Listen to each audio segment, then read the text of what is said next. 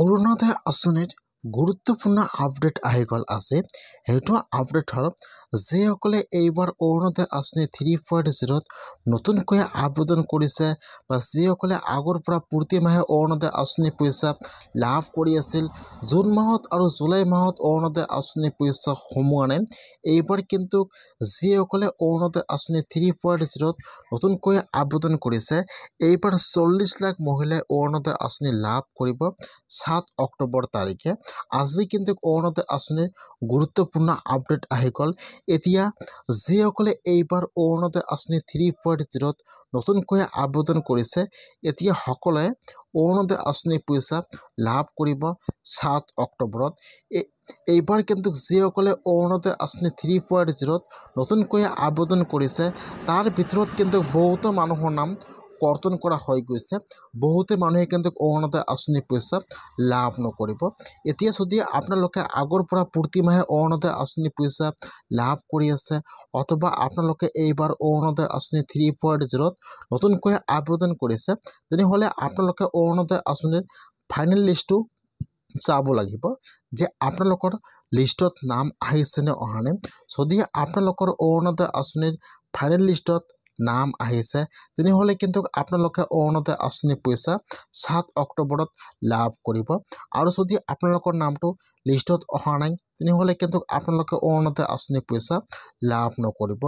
কেনেকৈ আপোনালোকে অৰুণোদয় আঁচনিৰ ফাইনেল লিষ্টটো চেক কৰিব আৰু কোনসকলে এইবাৰ অৰুণোদয় আঁচনিৰ পইচা লাভ কৰিব 7 অক্টোবৰ তাৰিখে, মই আজি এইটো ভিডিঅ'ত আপোনালোকক A to Z সম্পূৰ্ণ প্ৰচেছ ষ্টেপ বাই ষ্টেপ জনাই দি আছোঁ। আপোনালোকে জানিবলৈ হ'লে ভিডিঅ'টো সম্পূৰ্ণকৈ চাই ল'ব, স্কিপ নকৰাকৈ।